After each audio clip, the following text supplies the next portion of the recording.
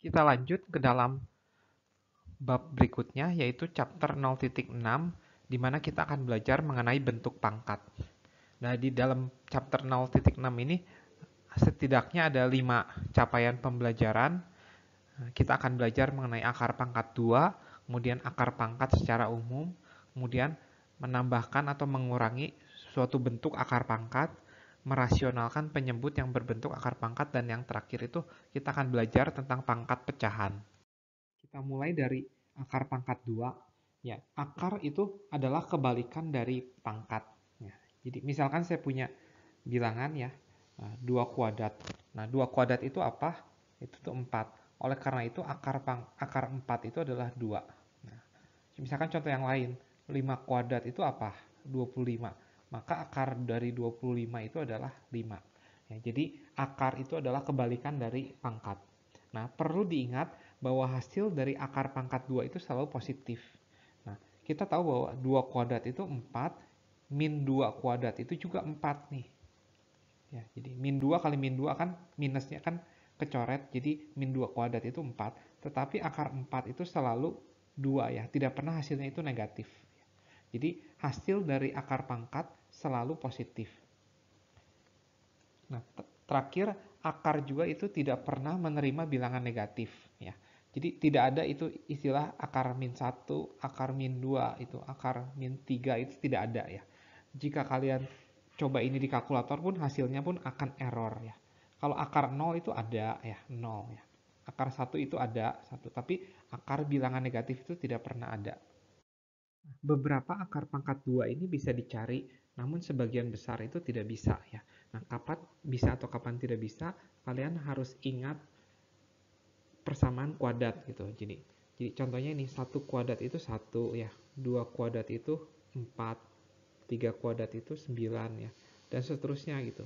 4 kuadrat 16, 5 kuadrat 25, 6 kuadrat 36. Nah, oleh karena itu akar 1 tuh ada, yaitu 1 ya, karena berasal dari sini. Tapi akar 2 itu tidak ada, bukan tidak ada, tidak bisa dihitung ya dengan tangan. Akar 3 juga tidak bisa dihitung. Akar 4 bisa dihitung, yaitu 2 ini karena dari sini. Ya, dan seterusnya. Akar 9 3, akar 16 4 ya, begitu seterusnya. Nah, seandainya kalian berhadapan dengan akar 2, akar 3 dan seterusnya, saya sarankan jangan menggunakan kalkulator, tapi biarkan seperti itu aja gitu. Jadi kalian nggak usah mencari tahu akar 2 itu berapa, tapi biarkan jawabannya itu akar 2. Sekarang saya akan membahas bagaimana cara menyederhanakan ekspresi dari akar pangkat 2 ya. Nah, di sini ada satu sifat akar pangkat 2 yang akan kepake terus, yaitu misalkan saya pengen tahu akar dari A kali B ya. Nah, ini bisa dihitung dengan cara mencari akar dari A lalu dikali dengan akar dari B. Ini begitu pula dengan kalau pecahan, akar dari A per B itu adalah akar dari A dulu dibagi akar dari B. Nah, saya akan ada 4 contoh ini. Nah, akar 8. Akar 8 itu tidak ada nih, maksudnya tidak bisa dihitung dengan tangan. Tapi kita bisa ubah 8 itu adalah 2 kali 4, sehingga akar 2 dikali akar 4. Nah, akar 2 tidak bisa dihitung, tapi akar 4 itu bisa dihitung, yaitu 2. Sehingga jawabannya adalah 2 akar 2. Jadi akar 8 itu adalah 2 akar 2.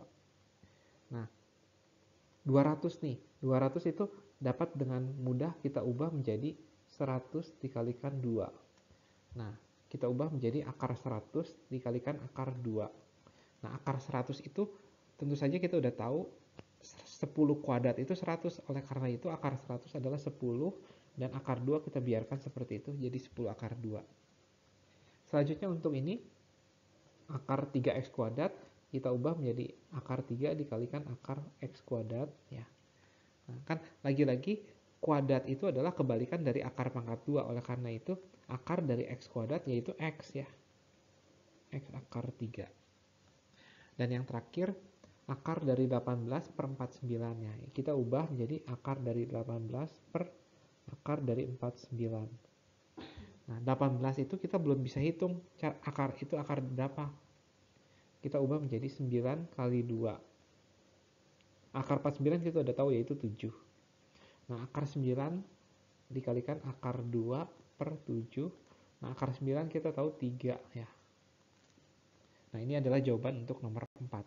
Semoga dari 4 contoh ini Anda bisa mengerti lebih jelas bagaimana menyederhanakan akar pangkat 2.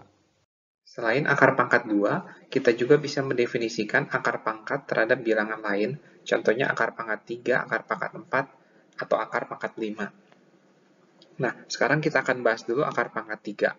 Nah, untuk menghitung akar pangkat 3, akar pangkat 3 itu tuh adalah kebalikan dari pangkat 3. Nah, pertama-tama kita akan cari tahu pangkat 3 dari setiap bilangan. Nah, 1 pangkat 3 itu 1, 2 pangkat 3 itu 8, 3 pangkat 3 itu 27, dan seterusnya. Tapi kita juga bisa mundur. 0 pangkat 3 itu 0, min 1 pangkat 3 itu min 1, min 2 pangkat 3 itu adalah min 8. Nah, oleh karena itu, akar pangkat 3 ini berbeda dengan akar pangkat 2 itu bisa menerima bilangan negatif. Jadi akar pangkat 3 dari 1 yaitu 1, akar pangkat 3 dari 2 ini tidak bisa dihitung dengan tangan, harus pakai kalkulator. Akar pangkat 3 dari 3 juga nggak bisa, tapi akar pangkat 3 dari 8 itu bisa, yaitu 2. Nah, akar pangkat 3 dari minus 8, nah ini kita bisa cari tahu yaitu minus 2. Akar pangkat 3 dari minus 1 yaitu minus 1. Nah, begitu seterusnya. Berikutnya, kita akan membahas akar pangkat 4. Nah, untuk akar pangkat 4, saya mulai dari plus 1 pangkat 4 itu apa? 1. 2 pangkat 4 itu 16. 3 pangkat 4 itu adalah 81. Ya, 4 pangkat 4 itu adalah 216. Ya, dan seterusnya. Nah, kita juga bisa mundur. 0 pangkat 4, 0. Min 1 pangkat 4 itu positif 1. Min 2 pangkat 4 itu adalah 16. Nah, terlihat di sini bahwa apapun dipangkatkan 4 itu selalu positif. Oleh karena itu, akar pangkat 4 itu seperti akar pangkat 2 hanya menerima bilangan positif. Jadi akar pangkat 4 dari 16 itu tuh 2, akar pangkat 4 dari 81 itu tuh 3, akar pangkat 4 dari min 1 ini tidak ada. Akar pangkat 4 dari 2 ada, tapi kita tidak bisa hitung, jadi kita biarkan aja seperti itu. Nah, secara umum, akar pangkat ke n itu, jika n-nya genap itu, hasilnya selalu positif.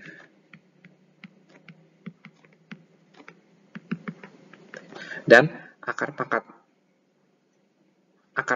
n dari a itu hanya menerima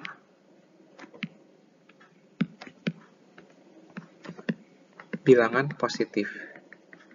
Nah, tapi kalau akar pangkat n jika n ganjil, seperti 3 gitu, nah hasilnya bisa positif atau negatif. Dan bisa menerima bilangan apapun. Jadi ini ada sedikit properti, ada sedikit sifat yang berbeda jika n-nya genap atau n-nya ganjil.